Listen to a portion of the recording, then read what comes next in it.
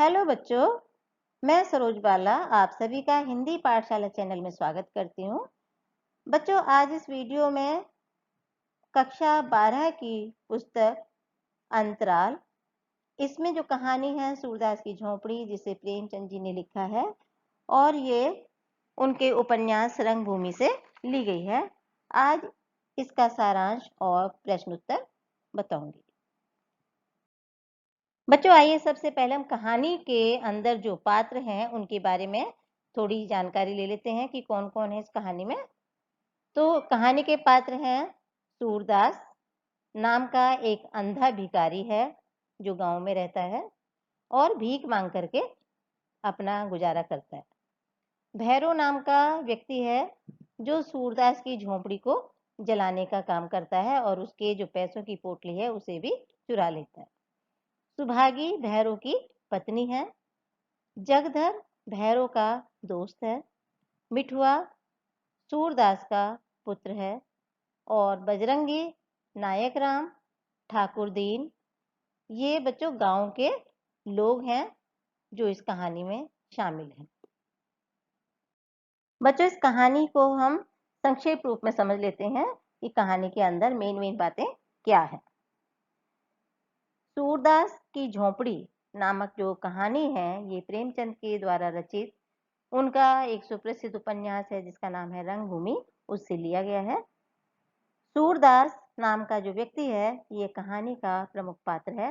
वह अंधा है और भीख मांग मांग करके उसने अपने पितरों के पिंडदान करने के लिए, बेटे की शादी के लिए और गांव में कुआं बनाने के उद्देश्य से चांदी के 500 से अधिक रुपए एकत्र कर रखे थे। भैरव सूरदास से बदला लेने के लिए, जो भैरव नाम का व्यक्ति है वो सूरदास से बदला लेने के लिए सूरदास की झोंपड़ी में आग लगा देता है और उसके जो जमा किए गए रुपयों की जो पोटली थी उसको भी चुरा लेता है। बच्चों, ये क्यों चुराता है, क्या कारण था? क्योंकि जब भैरव अपनी पत्नी को पीटता है तब उसकी पत्नी बचने के लिए सूरदास की झोंपड़ी में जाकर छुप जाती है, इसलिए वह उससे ईर्ष्या करने लगता है और सूरदास को चरित्रहीन भी समझता है। अब जब आग लगा दी जाती है तो गांव के लोग आग बुझाने के लिए, सारे गांव के लोग इकट्ठे हो जाते हैं और सूरदास को सबसे ज्यादा दुख इस बात का होता है कि आग लगने के बाद उसकी पोटली कहीं नहीं मिलती है। सबके जाने के बाद वह राख को मुट्ठी में भर कर देखता है, यानी वो जो राख पड़ी हुई है उसको हाथ से कुरेद कुरेद करके देखता है कि कहीं उसकी पोटली मिल जाए, लेकिन उसके हाथ कुछ नहीं लगता है।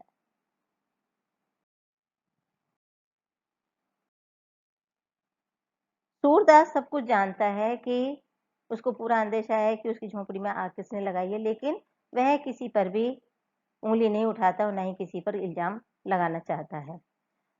जगधर के पूछने पर जो भैरव नाम का व्यक्ति है वह स्वीकार कर लेता है कि हाँ, उसी ने झोंपड़ी में आग लगाई है और पोटली भी चुराई है। जगधर को यह बात बिल्कुल भी पसंद नहीं आती कि भैरव के पास इतने पैसे रुपए हों और तो वह उससे आधे रुपए मांगना चाहता है, लेकिन जो भैरव है वह ऐसे देने के लिए तैयार नहीं होता। तो जगधर सूरदास को जाकर के बता देता है कि उसकी पोटली भैरव के पास है। सूरदास फिर भी कोई प्रतिक्रिया नहीं करता, यानी उसके बदले में किसी भी प्रकार की कोई वो बात नहीं कहता। सुभागी जो भैरव की पत्नी है, जब उसको पता चलता है कि जो सूरदास के रुपए हैं वो भैरव ने चुराए हैं, तो वह उसी घर में वापस जाना चाहती है और प्रण करती है कि सूरदास के रुपए भैरव से ला करके ही रहेगी। सूरदास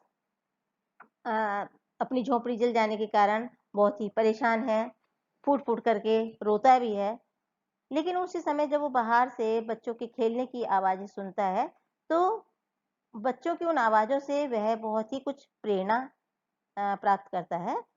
तो सूरदास बच्चों के खेल से प्रेरणा पाकर खड़ा हो जाता है। जैसे ही वो बच्चों की बातें को सुनता है तो एकदम खड़ा हो जाता है और निश्चय करता है कि जीवन भी एक खेल के समान है, इसमें हार जीत तो लगी ही रहती है। तो अब उसकी मनोदशा, यानी ऐसा जब वो मन में ठान लेता है तो उसके जो मन की स्थिति थी वो प्रसन्नता से भर जाती है। यानी अब तक जो उसके जीवन में दुख था, जो उसके परेशान था, वह उसकी हालत में सुधार हो जाता है और वो इस स्थिति से उबरने की कोशिश करता है। सूरदास जो है वो प्रतिशोध में यानी बदले की भावना में विश्वास नहीं करता, बल्कि पुनर्निर्माण में विश्वास करता है। वह चाहता है कि बदला लेने से कुछ प्राप्त नहीं होता, कि अगर झोंपड़ी जला दी है तो वह एक बार नहीं 100 बार भी उसे बनाने के लिए तैयार है। बच्चों, प्रश्न है, चूल्हा ठंडा किया होता तो दुश्मनों का कलेजा कैसे ठंडा होता? इस कथन के आधार पर सूरदास की मन स्थिति का वर्णन कीजिए। बच्चों, इस प्रश्न का उत्तर है कि जब सूरदास की झोंपड़ी में आग लग जाती है तो गांव के लोग इकट्ठे होते हैं और अनेक प्रकार से उससे प्रश्न करते हैं कि झोंपड़ी में आग कैसे लगी, क्या उसने चूल्हा ठंडा नहीं किया था, क्या उसने चूल्हे की आग को नहीं बुझाया था। तो जिनमें एक नायक राम का व्यक्ति है, वो जवाब देता है कि चूल्हा अगर ठंडा किया होता तो दुश्मन का कलेजा कैसे ठंडा होता। यानी अगर चूल्हे में आग ना होती तो जिसने भी आग लगाई है उसके मन को कैसे शांति होती। लेकिन इस कथन के आधार पर सूरदास की जो मन की स्थिति है, सब लोग जब उससे प्रश्न कर रहे हैं, लेकिन सूरदास का इन बातों में ध्यान नहीं है। वो केवल अपनी जलती हुई झोंपड़ी के बारे में सोच रहा है और उसमें रखी हुई जो पोटली है उनके बारे में केवल उसका ध्यान है कि वो किस प्रकार से उसे निकाल सकता है। लोगों से पूछता भी है क्या झोंपड़ी के अंदर जाने का रास्ता है, लेकिन वो उस पोटली को लेकर के बहुत ही परेशान होता है, क्योंकि उसमें जो भी उसके रुपए रखे थे पूरी उम्र भर की कमाई थी और उसने अनेकों इच्छाएं पाली हुई थी कि वो अपने पितरों का पिंडदान करेगा, अपने बेटी की शादी करेगा और गांव में एक कुआं भी बनवाएगा। तो इस प्रकार से जो वो सोचता है और पोटली के बारे में पोटली न मिलने के कारण उसके सारे कार्य जो है वो अधूरे रह जाएंगे, ये यह सोच करके वह बहुत ही ज्यादा दुखी हो जाता है। बच्चों, अगला प्रश्न है, भैरव ने सूरदास की झोंपड़ी क्यों जलाई? भैरव अपनी पत्नी की बहुत पिटाई करता था, बहुत उस पर अत्याचार करता था। तो एक दिन जब भैरव अपनी पत्नी की पिटाई कर रहा था तो उसकी पत्नी उसकी पिटाई से बचने के लिए सूरदास की झोंपड़ी में जाकर के छुप जाती है। जब भैरव सूरदास की झोंपड़ी में जाने लगता है तो सूरदास उसको रोक लेता है और सुभागी को शरण दे देता है। इस घटना को लेकर के पूरे मोहल्ले में सूरदास के चरित्र पर उंगलियां उठने लगती हैं कि वो चरित्रहीन है।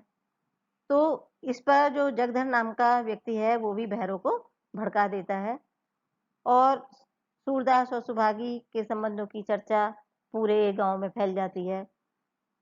इससे जो भैरव अपने आप को अपमानित समझने लगता है और इसी अपमान का बदला लेने के लिए वो सूरदास की झोंपड़ी में आग लगा देता है और वहां जो उस झोंपड़ी में रखे हुए जो रुपयों की पोटली है उसे भी चुरा लेता है।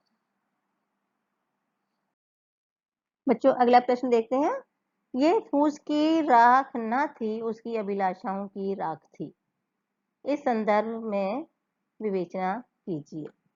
यानी ये जो लाइन दी गई है, ये जो पंक्ति दी गई है कि फूस की राख न थी, अभिलाषाओं की राख थी।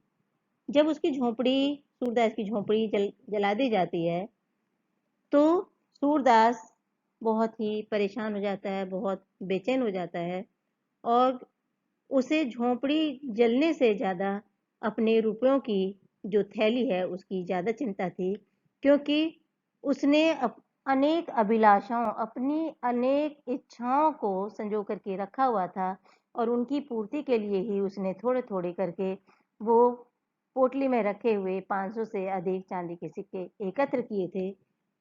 तो चोरी इस तरीके से जो उसकी पोटली चोरी हो जाती है तो उसके कारण उसकी जो सारी इच्छाएं हैं, अभिलाषाएं हैं, वो समाप्त हो जाती हैं। तो वो कहता है ये फूस की राख नहीं है, केवल अभिलाषाओं यानी उसकी इच्छाओं की राख है। बच्चों, अगला प्रश्न है कि जगधर के मन में किस तरह का ईर्ष्या भाव जागा और क्यों? बच्चों, आपको ये तो मालूम ही है कि जगदर भैरव का दोस्त था और जब जगधर को ये पता चलता है कि भैरव ने ही सूरदास की झोपड़ी में आग लगा दी है और वहां रखे हुए जो रुपयों की पोटली थी उसी ने चुराई है, तो उसे ये बात बिल्कुल भी बर्दाश्त नहीं होती। वह सोचता है कि मैं तो थोड़े थोड़े लाभ के लिए इतनी बेईमानी करता हूँ, सामान भी कम तोलता हूँ और इतनी बेईमानी करता हूँ कि हर चीज़ को नकली बना करके बेचता हूँ, इसके बावजूद भी मेरे पास इतना धन नहीं है और वह थोड़ी सी देर में ही इतना धन लेकर के बैठ जाएगा या अमीर बन जाएगा, तो उसे ये बात बिल्कुल भी बर्दाश्त नहीं होती। इसी कारण से जगधर के मन में भैरव के प्रति ईर्ष्या का भाव पैदा हो जाता है और वह ये बात जाकर के सूरदास को भी बता देता है। सूरदास जगधर से अपनी आर्थिक हानि को गुप्त क्यों रखना चाहता था? बच्चों, सूरदास एक अंधा भी था, साथ में वो भिखारी भी था और भिखारी के पास अगर इतने पैसे मिल जाएं तो ये उसके लिए एक अपमानजनक बात होगी, ऐसा उसका मानना था कि जो गरीब है, अगर गरीब के पास में इतना धन है तो वो गरीब कैसे है। लेकिन उसने इकट्ठा मतलब थोड़ा थोड़ा इकट्ठा करके इतना धन इकट्ठा किया था, भिखारी तो था, इसलिए वह किसी को भी उस पोटली के बारे में नहीं बताना चाहता था। और वह तो उसने जो धन इकट्ठा किया था, अनेक जो उसकी इच्छाएं थी, जैसे पिंडदान करना या मिठुआ का विवाह करना या गांव में कुआं बनवाना, इस तरह के काम करना चाहता था। और अगर ये बात पता चल जाए कि सूरदास के पास में इतने पैसे थे तो गांव वाले कहेंगे इसके पास इतने पैसे कहाँ से आए, गांव वालों को विश्वास नहीं होगा, तो और वो गरीब लोगों की जो सहायता है उसे भी करना छोड़ देंगे, क्योंकि भिखारियों के लिए तो धन संचय करना एक पाप इकट्ठा करने के बराबर है।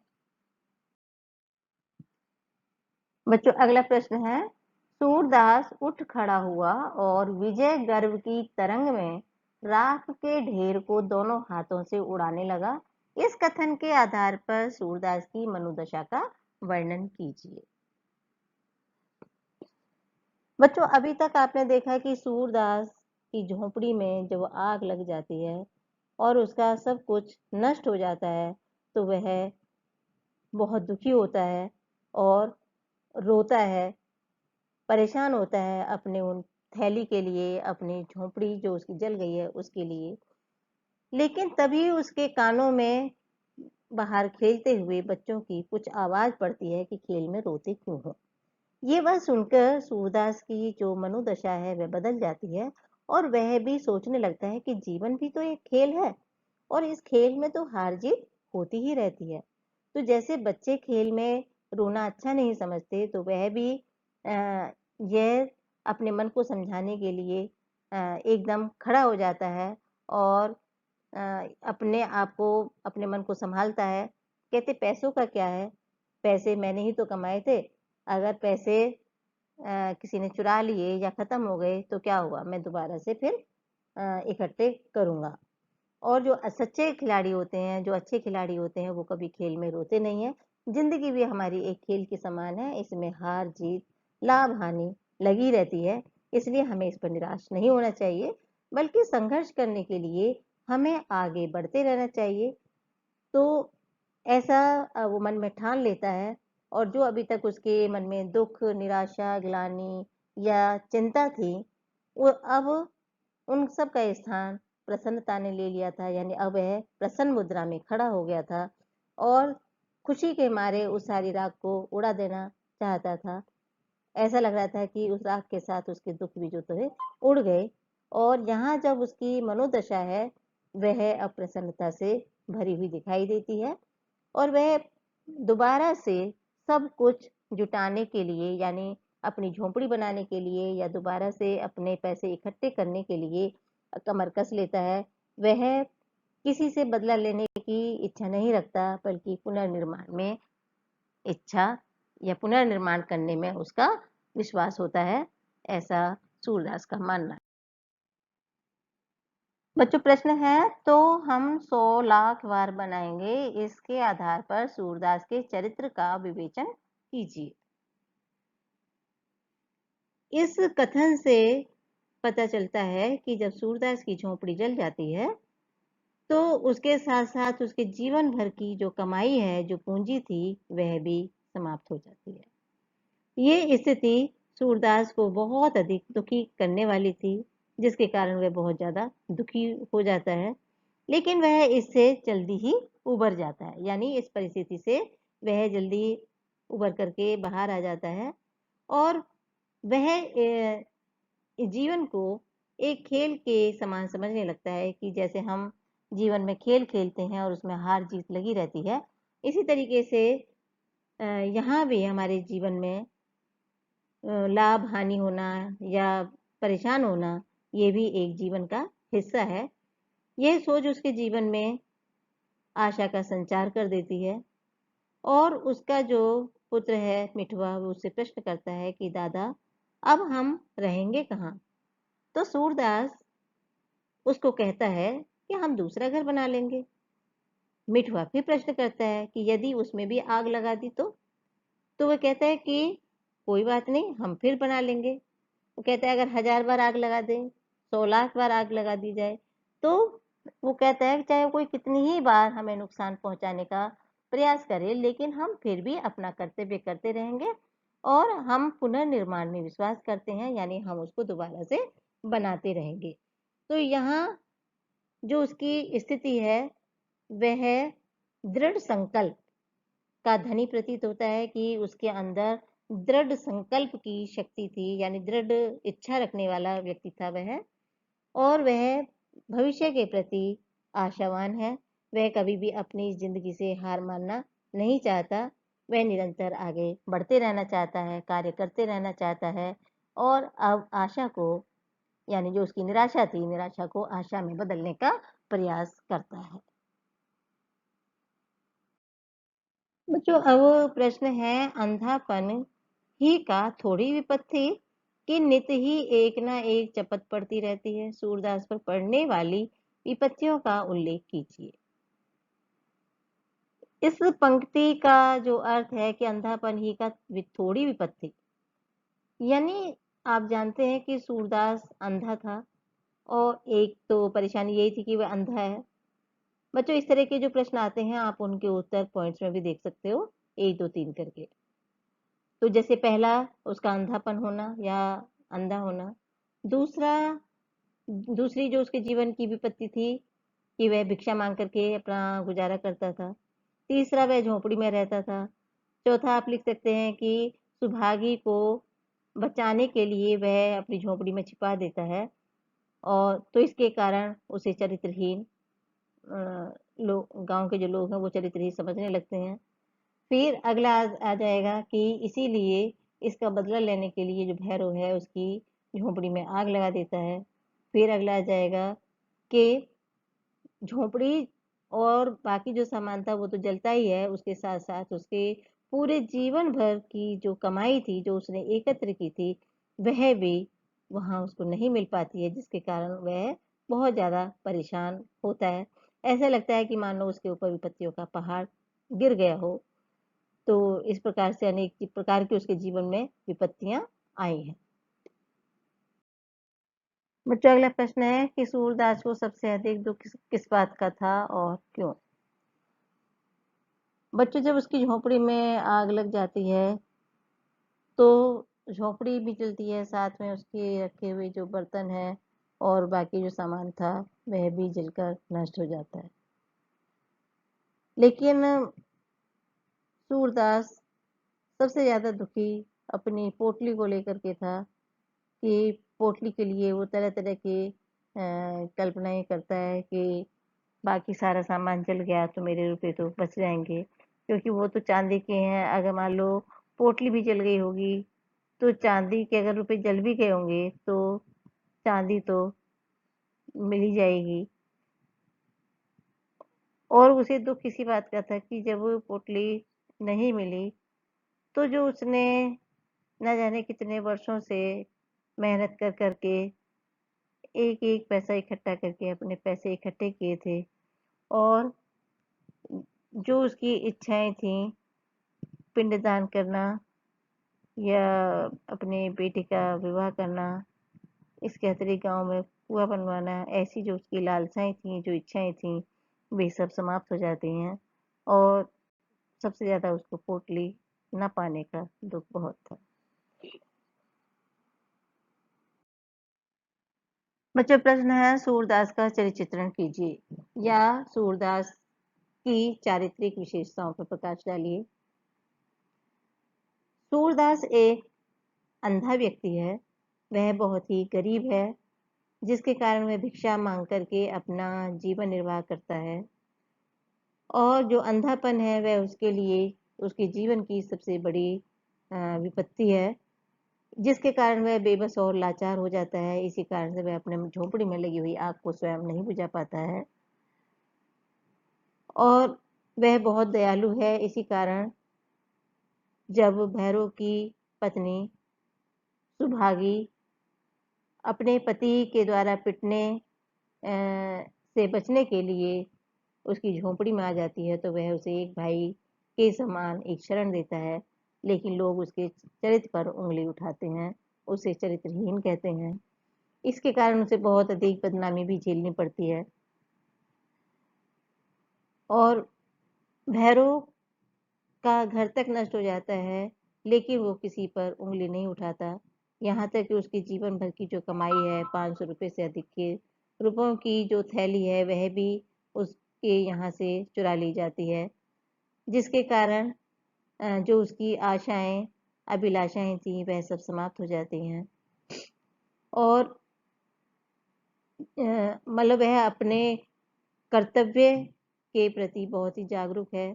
इसी कारण से उसने जो पैसे इकट्ठे किए थे उनका कारण था कि वह पितरों का पिंडदान करना चाहता था, मिठुआ का विवाह करना चाहता है और वह समाज कल्याण की भी भावना रखता है। इसी कारण से वह गांव में एक कुआं भी बनवाना चाहता है।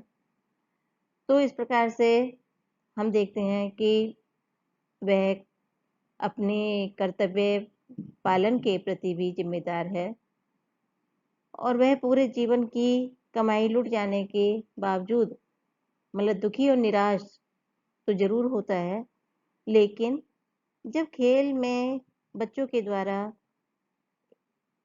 एक वाक्य को सुन लेता है तो उसका जीवन परिवर्तित हो जाता है और वह अपने जीवन के सारे दुख निराशा आदि को त्याग कर एक आशावान व्यक्ति बन करके फिर से पुनः निर्माण की तरफ आगे कदम बढ़ाता है और मिठुआ के द्वारा प्रश्न करने पर कि कोई 100 लाख बार आग लगा दे, तो वह बार बार वही उत्तर कहता है कि हम भी 100 लाख बार बनाएंगे।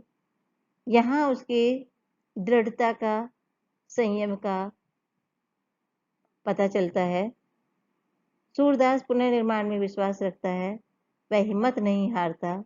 इस प्रकार से यह उसका चरित्र की विशेषताएं हमें दिखाई देती। तो बच्चों, इस प्रकार से देखा कि सूरदास की झोपड़ी नामक पाठ से अनेक प्रकार के प्रश्न बन सकते हैं। अगर आप इसके सारांश को या इसकी कहानी को अच्छी तरह से पढ़ लेते हैं तो आपको ये प्रश्न बनाने बहुत ही आसान हो जाते हैं और मैं समझती हूँ शायद आपको ये समझ आ गए होंगे। अगर फिर भी आपको किसी प्रकार के कोई शंका है तो आप सरोज हिंदी पाठशाला @gmail.com के द्वारा संपर्क कर सकते हैं या कमेंट्स बॉक्स में कमेंट भी कर सकते हैं। बच्चों, आपको मेरी वीडियो पसंद आई हो तो इसे लाइक कीजिए, अधिक से अधिक अपने दोस्तों में शेयर कीजिए और मेरे चैनल को सब्सक्राइब जरूर कीजिएगा और करंट अपडेट पाने के लिए बेल आइकन को दबाना मत भूलिएगा।